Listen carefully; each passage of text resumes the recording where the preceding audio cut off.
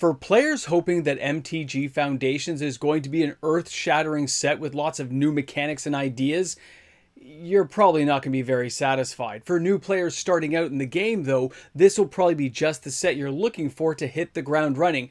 And for the rest of us Magic players who already have large established collections, it's probably going to be nothing more than window dressing. But we have a lot to discuss because players need to be aware of what they're probably walking into with this product.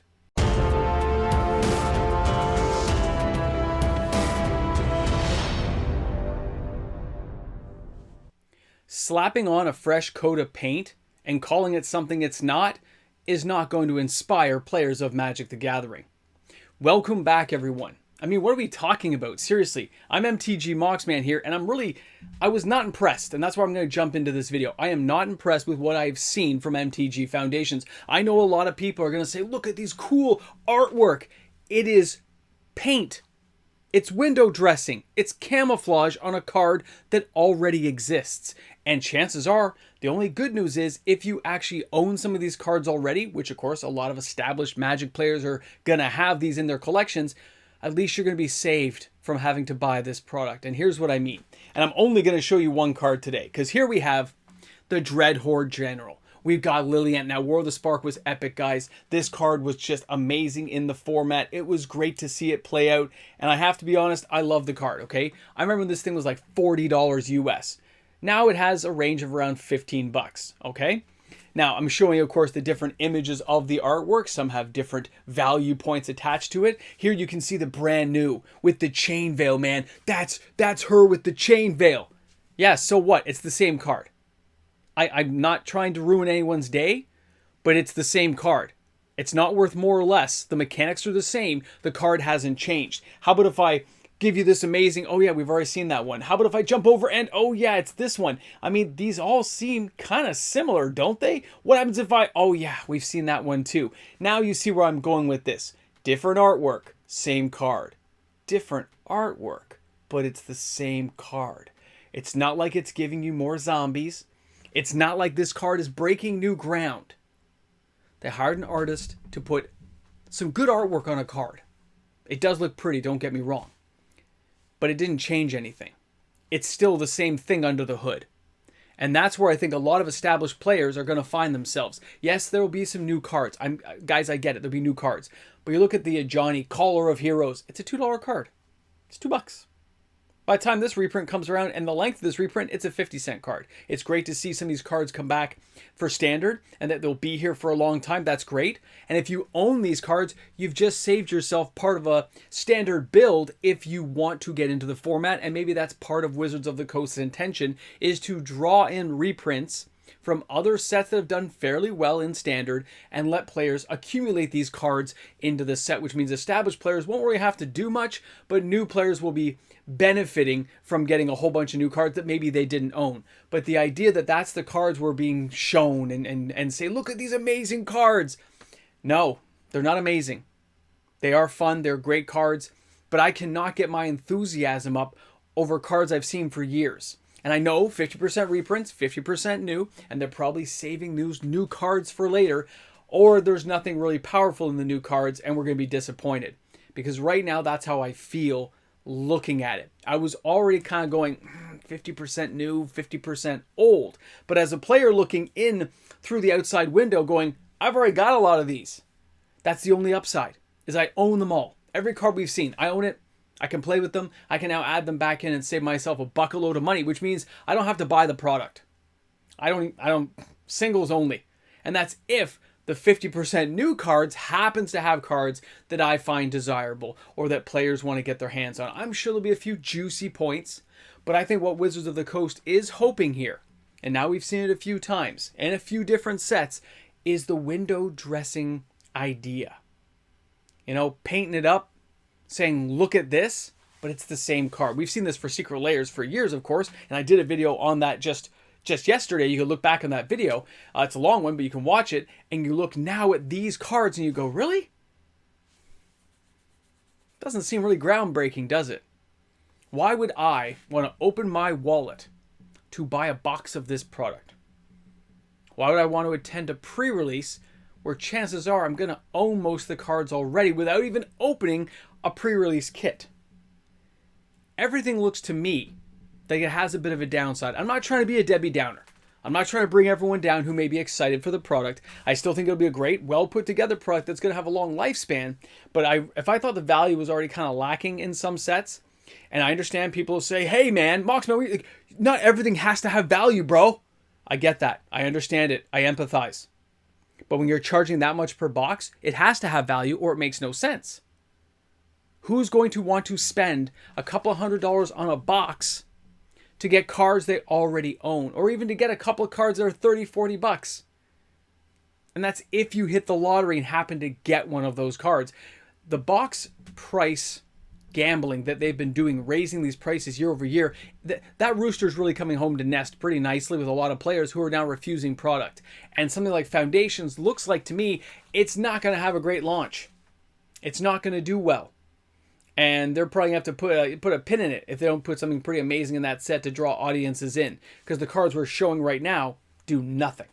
Now, I'd love to see some arguments in the comment section. You guys can, maybe I missed some points. Maybe you guys can step this up and maybe amaze the Moxman with something I'm going by. But the reason I'm only showing the Dreadhorde General, because that was an interesting card. I love that when War of the Spark came out. And I know a couple of reprints. Remember the stained glass? That's a window dressing. The Japanese version, window dressing. Now the brand new one with the chain veil. So now she's wearing the chain veil, but no added abilities. Nothing has changed on the card. She just has an imagery of her wearing the chain veil, which is still epic, but doesn't change the price point for me because, again, everything under the hood is the exact same. Nothing has changed. The functionality of the card is the same. Kind of a shame, right? Because you put her with the chain veil and maybe you let her replicate something twice. If she, maybe she can use 2 of her powers twice, but they didn't do anything. It's just the same old card. Same old thing.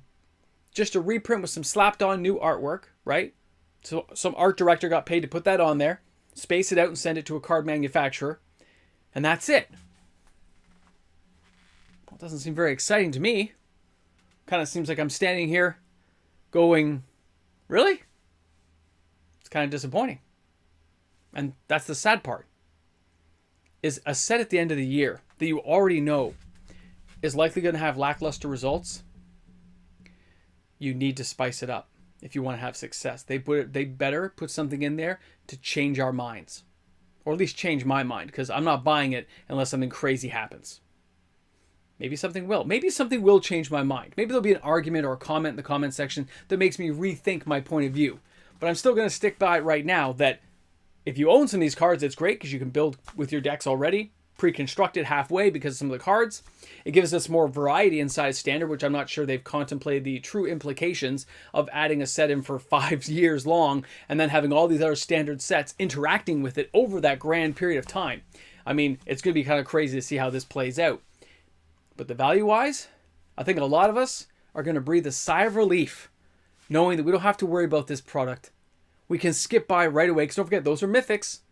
Mythics we are being shown, we can just pass by, not worry about it, and maybe just hit up a few singles and save ourselves some money. Either way, that's where we're at. You guys let me know how you feel. Put some comments in the comment section. MTG Moxman, I will see you guys tomorrow with another video, and hopefully something exciting. We'll see. Guys, have a great one. Hey guys, a big shout out and thank you to the fantastic patrons of MTG Moxman. All those amazing patrons, my YouTube membership members. Because of them, daily uploaded content is created for YouTube each and every day of the week. So thanks again for all my fantastic supporters out there. I look forward to these videos every day and interacting with you all. So thanks again. Let's keep it up, or let's have a great day too. I mean, we're at the end of the video already. This is crazy. It's been bothering me for a while, but I couldn't quite put my finger on it. I'm getting closer every day. And this is when it got to me, okay? It is window dressing.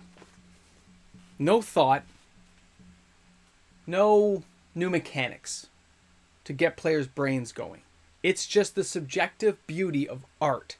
Now, I can look at Secret Layers, Evil Dead. Every card in here is a reprint. Nothing new, nothing exciting, but it's Evil Dead, so I bought it. Or I had somebody buy it for me as a gift, because we know I don't do that. But I look at it, and I say to myself, that... I knew what I was getting into. But when you're going to start doing this more and more, and Wizards of the Coast as a company, And yes, we're into this ramble jam, but we're just going down the rabbit hole. If this is the route they're going to take to try to keep not having to engineer new cards, not to break new ground, to bring excitement to the game, not working on fundamentally different mechanics for the game, and go on the shtick gimmicks, I think they're going to find themselves in a problem about 2-3 years down the line. Because like most things they've done, they do it to such overkill, to such excess, that they just drive the nail right through the coffin and they break it apart and nobody cares. When everything's special, nothing's special, something we've said for years here, as well as every other channel it seems.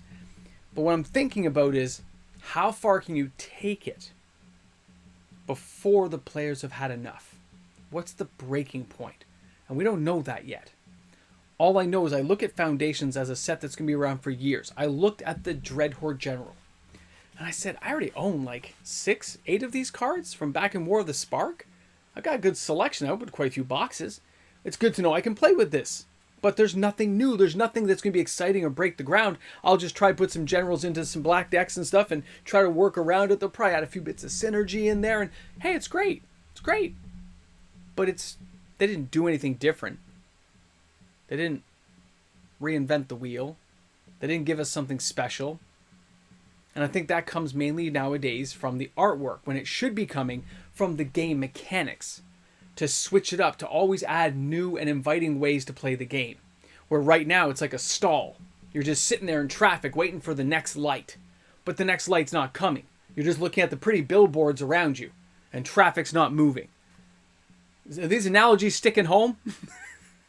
Guys, thanks a lot for hanging out and listening to me just, I guess, vent and ramble along. Because if this is what they're going to do, I don't think it's going to work. And that could be a problem.